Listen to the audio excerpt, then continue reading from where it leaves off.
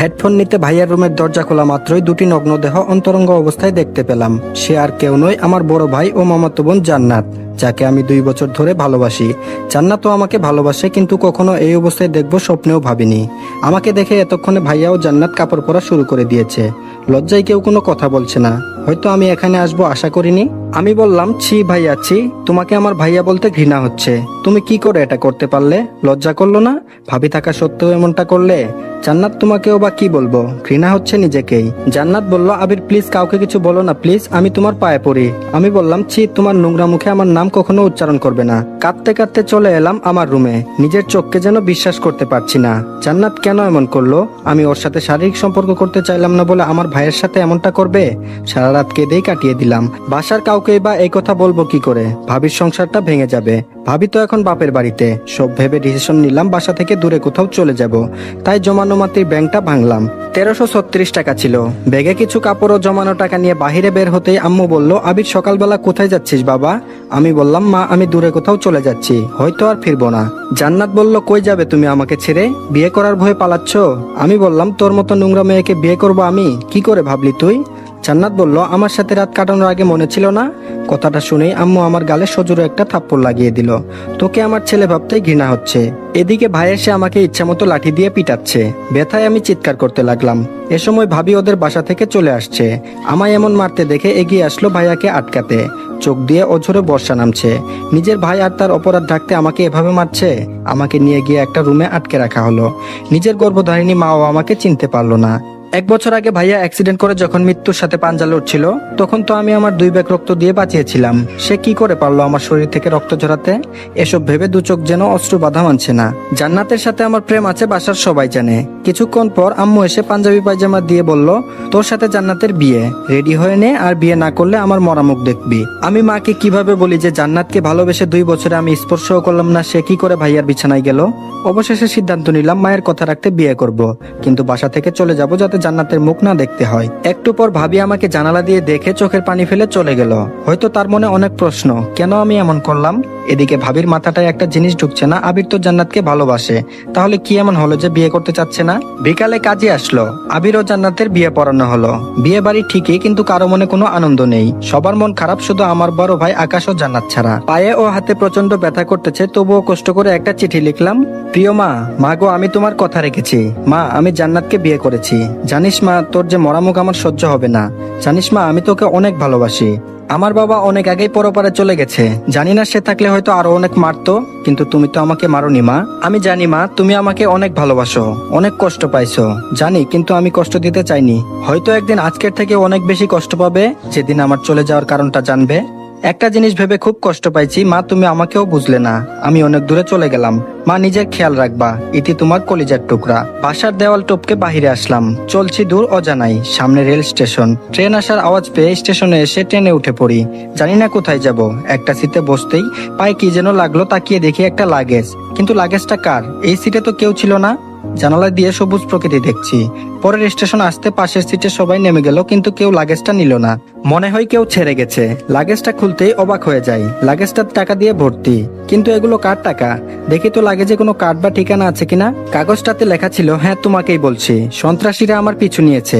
জানি হয়তো আমাকে মেরেও ফেলবে। প্লিজ টাকাগুলো আমার বাসায় পৌঁছে দিও, নয়তো আমার পরিবার রাস্তায় বসবে। ঠিকানা 1206/2 তেজগাঁও, ঢাকা। এখন কি করব বুঝতেছি না। এতগুলো টাকাগুলো নিয়ে বাসায় চলে আসি।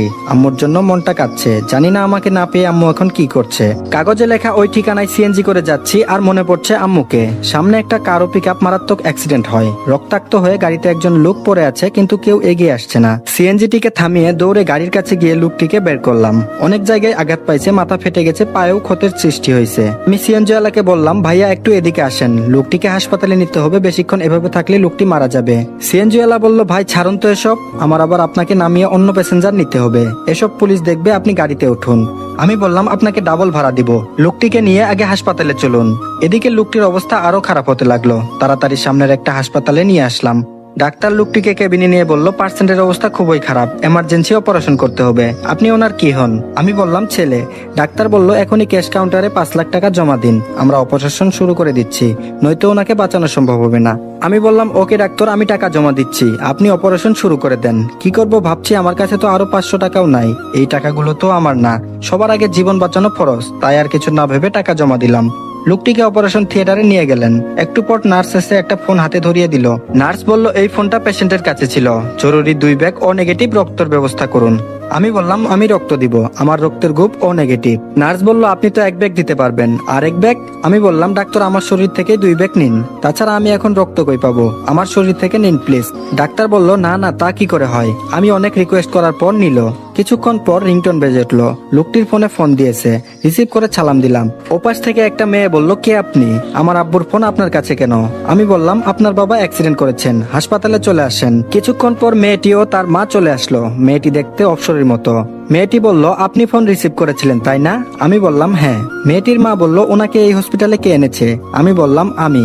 মেয়েটি বলল, এই ফালতু মার্কা হসপিটালে ভর্তি করতে কে বলেছে আপনাকে? বলেই গালের মধ্যে কষে একটা থাপ্পড় লাগিয়ে দিল। নার্স বলল, তাড়াতাড়ি এই মেডিসিন গুলা নিয়ে আসুন। আমি বললাম, আন্টি এই নেন ফোন ও মেডিসিন গুলা তাড়াতাড়ি নিয়ে আসেন, আমি চলে যাই। মেয়েটি বলল, ছোট লোকের বাচ্চা, যা ভাগ, আম্মু কাগজটা আমাকে দাও, আমি নিয়ে আসছি। আইরে মানুষ, ওনার বাবাকে বাঁচাতে করতো কি করলাম, আর উনি আমার গায়ে হাত তুললো আর অপমান করলো। আমার কপালটাই হয়তো খারাপ, তাই এমন কষ্ট পাই। বাহিরে এসে কাগজের ঠিকানায় যাওয়ার জন্য সিএনজিতে উঠলাম। তেজগাঁও এসে সিএনজি থেকে নামলাম। একটা লোককে জিজ্ঞেস করলাম, ভাইয়া এই ঠিকানাটা একটু দেখিয়ে দিবেন? লোকটি বলল, সামনে গিয়ে ডানে যাবেন, আশেপাশে খুঁজে দেখবেন, পেয়ে যাবেন। অবশেষে বাসা খুঁজে পাইলাম, কিন্তু এটা কি বাসা নাকি রাজপ্রাসাদ? আমি দারোয়ানকে জিজ্ঞেস করলাম, ভাই এটা কি 1206/2 নম্বর বাসা? দারোয়ান বলল, হ্যাঁ, আপনি কে? আমি বললাম, আমাকে চিনবেন না, এই বাসার লোকের সাথে কিছু কথা আছে, দেখা করতে চাই। দারোয়ান বলল, ওকে দাঁড়ান, ম্যাডাম একটা লোক আসছে আপনার সাথে দেখা করতে চাই। ম্যাডাম বলল, ওকে ভিতরে পাঠিয়ে দিন। আমি বললাম, আসসালামু আলাইকুম, এই টাকাগুলো মনে হয় আপনার স্বামীর, এই চিরকুটটা পড়ুন। আমি পকেটে হাত দিয়ে দেখি চিরকুটটা নেই, পকেটেই তো ছিল, কোথায় হারিয়ে গেল? তারপর ম্যাডাম বলল, কি হলো, বিড়বিড় করে কি বলছেন? কিসের টাকা, কই দেখি। আমি বললাম, লাগেজের চেনটা খুলে দেখুন। ম্যাডাম বলল, ইমির বাবা তো এই টাকা নিয়ে আসার কথা ছিল, উনি কই? আমি বললাম, আমি জানি না, আমি তো টাকাটা ট্রেনে পাইছি। আন্টিটা বলল, আমাকে কথা বলতে না দিয়ে তুমি আমার বাবাকে খুন করোনি তো? কই সব দারোয়ান? সবাই এসে আমাকে বেঁধে ফেললো, ও মারধর করে মুখ পেঁচিয়ে রাখলো, কথা বলতে পারছি না। টাকাটা গোনার পর আন্টি বলল, এখানে তো 95 লাখ, আর বাকি 5 লাখ কোথায়? একটা মেয়ে সিঁড়ি দিয়ে নামছে, একই মেয়েটিকে তো আমি ট্রেন থেকে নেমে স্টেশনে দেখি। মেয়েটি বলল, এই কুত্তার বাচ্চা, বল আমার বাবা কই, আটকে রেখেছিস কোথায়? আম্মু পুলিশকে ফোন দাও। একটু পর পুলিশ এসে নিয়ে গেল আমাকে, রিমান্ডে নেওয়া হয়েছে, তাই ইচ্ছে মতো 3rd ডিগ্রি দিয়েছে। পুলিশ বলল, এই কুত্তা কথা বল, আমান সাহেবকে কই রাখছিস, আর 5 লাখ টাকা বের কর। এদিকে ডাক্তার বলল, পেশেন্ট আউট অফ ডেঞ্জার, আপনার ছেলে ঠিক সময় মতো না নিয়ে আসলে হয়তো পেশেন্ট সারা জীবনের জন্য পঙ্গু হয়ে যেতেন। মহিলাটি বলল, কি আমার ছেলে মানে? আমার তো কোনো ছেলে নেই। ডাক্তার বলল, তাহলে উনি কে, যে আপনার স্বামীকে হসপিটালে নিয়ে এসেছিল? মহিলাটি বলল, চিনি না। ডাক্তার বলল, ও এই জন্য বুঝি আপনার মেয়ে ছেলেটিকে থাপ্পড় মারলো? গুড, তো আপনারা বড় লোক, পোশাক আশাকে বলে দিচ্ছে, কিন্তু আপনারা ছোট লোক বলতেও ঘৃণা হচ্ছে। ডাক্তারের কথা শুনে মা ও মেয়ে অবাক হয়ে গেছে। ডাক্তার বলল, আপনি কি জানেন ছেলেটি চিকিৎসার জন্য 5 লাখ টাকা জমা দিয়েছে? টাকাটা জমা না দিলে হয়তো এখন পর্যন্ত আপনার স্বামী বেঁচে থাকতো না। মা ও মেয়ে আবার নিশ্চুপ। তারপর বলল, নিজের শরীর থেকে 2 ব্যাগ রক্ত দিয়েছে, যা হয়তো আপনার নিজের ছেলে হলেও করতো কিনা সন্দেহ। এখন রোগীর কাছে যাওয়া যাবে না বলেই ডাক্তার ও নার্স চলে যায়।